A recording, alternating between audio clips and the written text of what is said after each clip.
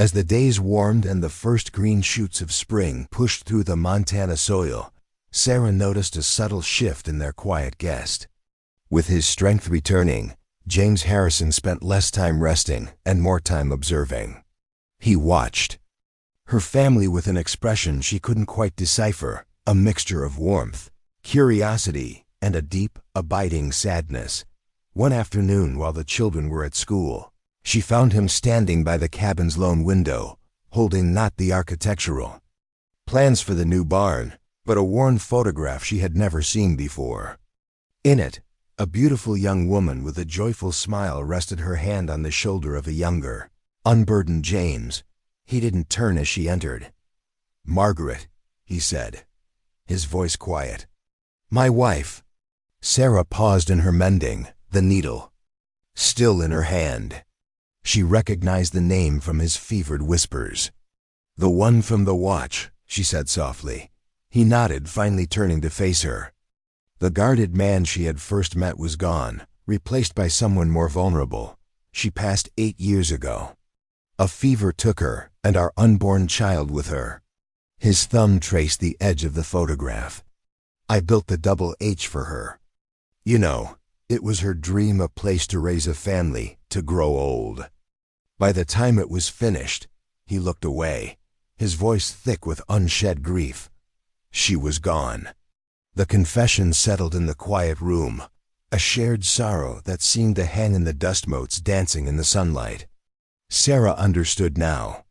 The source of the shadows in his eyes, the reason the wealthy owner of the territory's largest ranch lived a life of self-imposed solitude. Finding her own voice, she offered a piece of her own past, a ghost to share with his. "My William," she began, her gaze falling upon the sturdy mantel he had built. "He raised this cabin with his own 2 hands. He used to say every nail he drove was a promise for our future together." James settled into the chair across from her, his wound now allowing him more ease of movement. "He sounds like a good man." A faint, sad smile touched Sarah's lips. He was stubborn, but good. She remembered their first meeting at a church social. "He was the only man there who looked at my hands and saw a partner, not a preacher's. Delicate daughter. Those hands know honest work," was the first thing he ever said to me. "He was a smart man," James agreed, his eyes holding hers.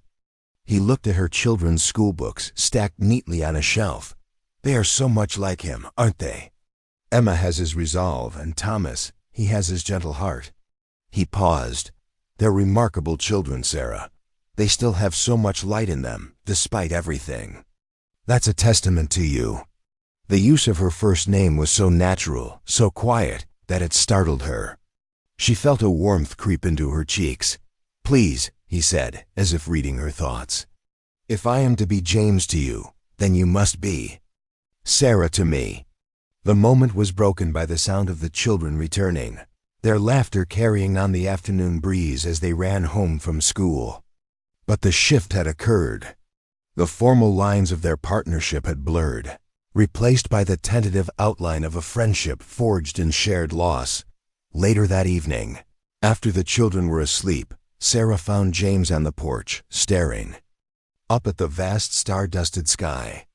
The air was cool, and the lonely call of a distant coyote drifted across the prairie. "I had forgotten," he said, without preamble, "what a home is supposed to sound like, what a family feels like." He turned to face her, his expression open and unguarded in the moonlight. "Thank you for reminding me." Sarah wanted to speak of loneliness, of healing, of the way his presence had filled a silence in their home she hadn't even realized was there. But the words wouldn't form. Instead, she simply stood beside him, and a comfortable quiet settled between them.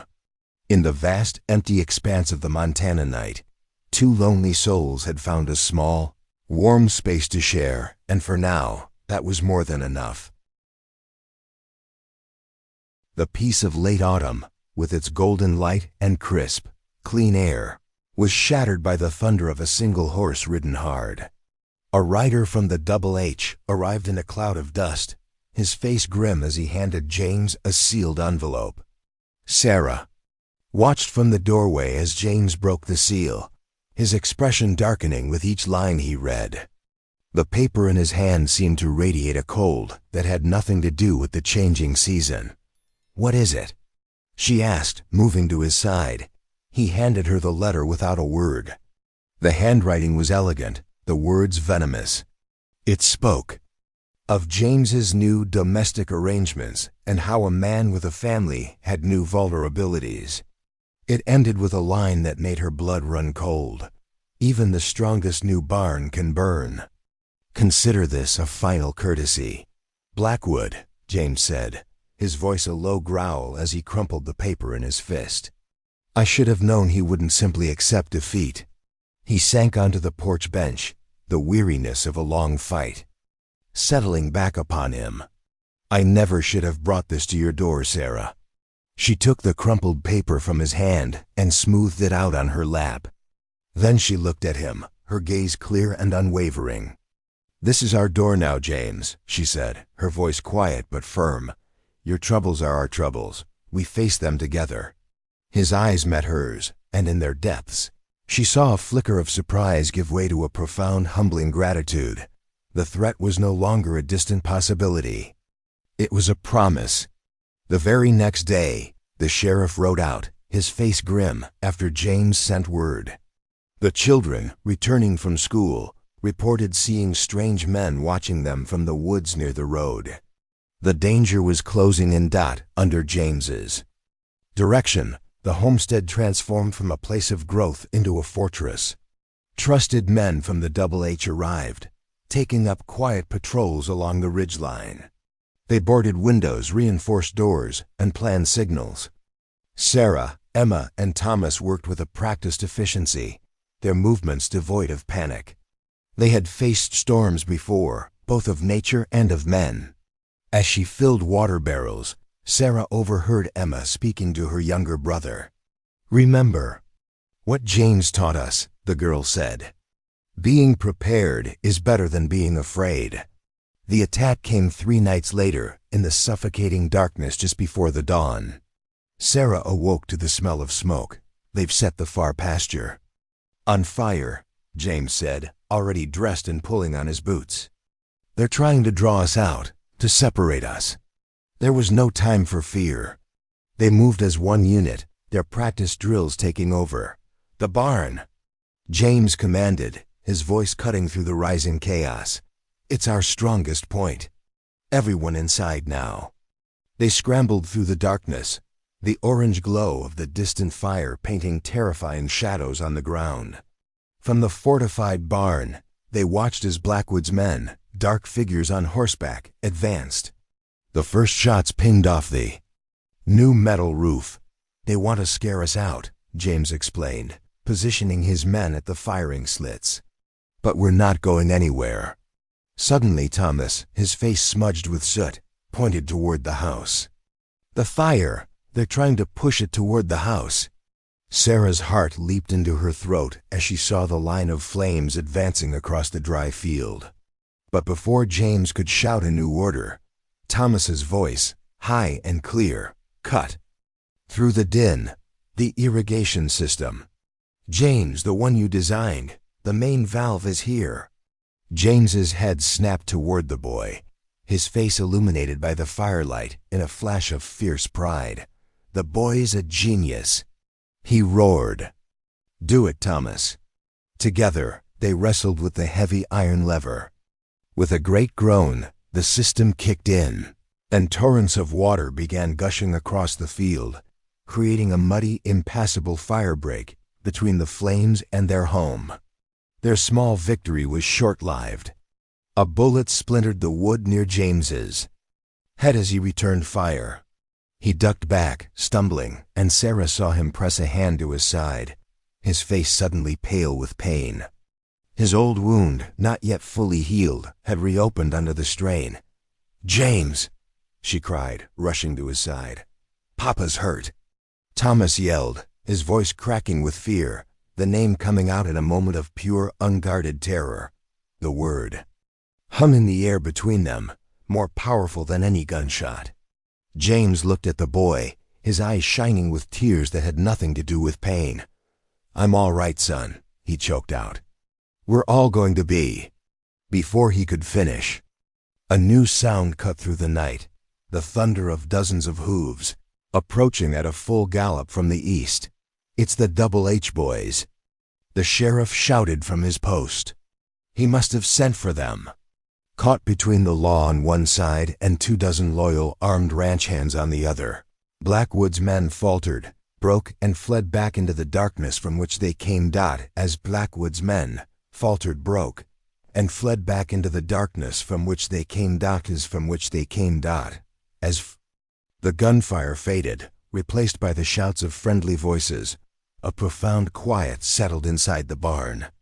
Dawn was breaking, painting the smoke-filled sky in shades of pink and gray. Their home was still standing. They were all safe. James leaned heavily against her, his arm around her shoulder, as they looked at their children, brave, terrified, and safe. They had been tested by fire, and their small, improbable family had held. It had not broken. It had been forged anew. In the quiet days that followed the attack, a new kind of healing began. James's wound was tended with Sarah's careful hands, but it was the unspoken wounds within the cabin that truly started to mend. The word Thomas had cried out in the heat of battle. Papa lay in the air between them all, a fragile truth waiting to be claimed.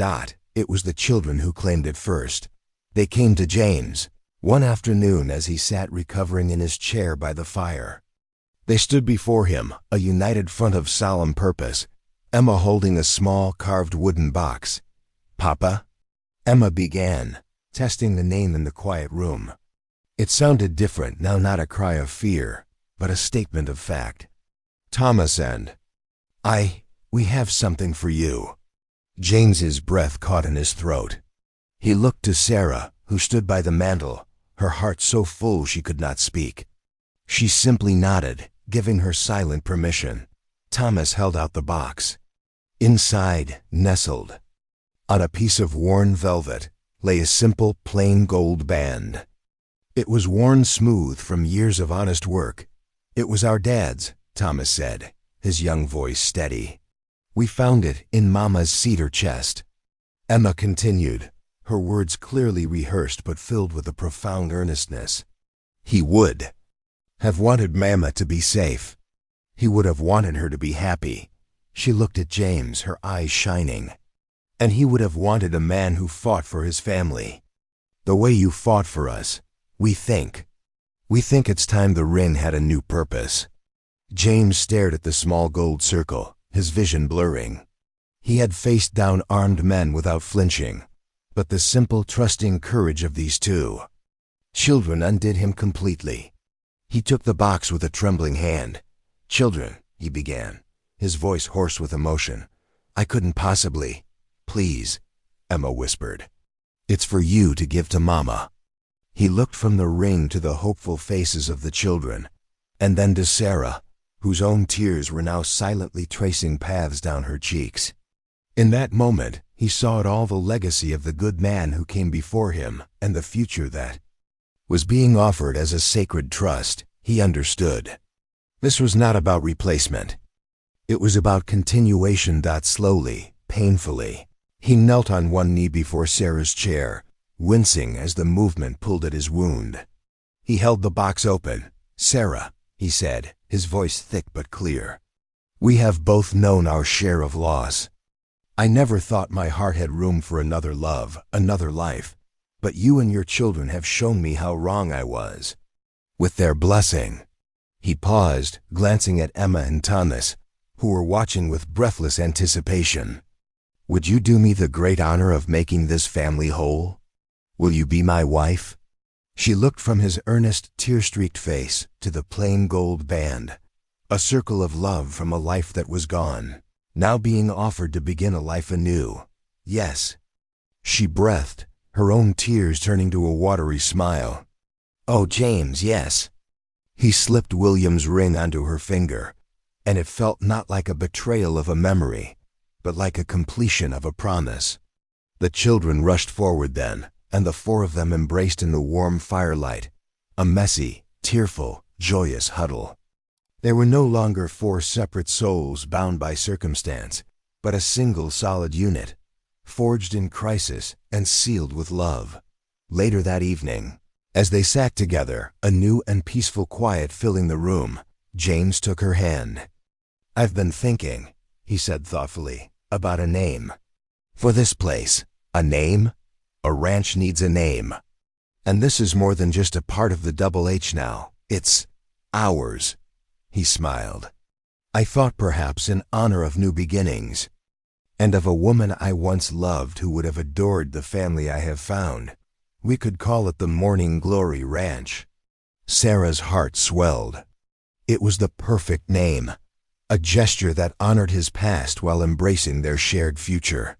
"I love it," she whispered. "And the children," James continued, his grip tightening on her hand. "They will always be Collinses in their hearts, to honor their father. But I've spoken with the lawyer in town. I'd like to give them my name too, to make them Harrisons, legally and forever. If they'll have it." Sarah looked at her new ring, gleaming in the firelight. Morning Glories and Harrisons and Collinses. It was not about leaving the past behind, she realized. It was about braiding it into the future, creating something stronger and more beautiful than any of them had ever been on their own. Their story was just beginning. Spring arrived that year not as a quiet thaw, but as a vibrant explosion of life. On the newly named Morning Glory Ranch, the first tender shoots of the namesake vines began to climb the porch posts, promising a summer of deep blue blooms. The homestead itself was abuzz, not with the hurried sounds of construction, but with the joyful preparations for a wedding. The entire community, which had once watched Sarah's struggle with pity, now arrived with potluck dishes and offers to help. The barn, once their fortress against a violent night, was being transformed into a reception hall, strung with lanterns and filled with the scent of wildflowers. On the morning of the wedding, Sarah stood still as her neighbor, Mrs. Peterson, made the final adjustments to her dress. It was her own mother's gown of simple cream lace, carefully altered. "Something old," Mrs. Peterson said, her voice warm as she pinned a delicate collar. "And this is something borrowed." The collar was her own grandmother's, she explained, brought all the way from Boston.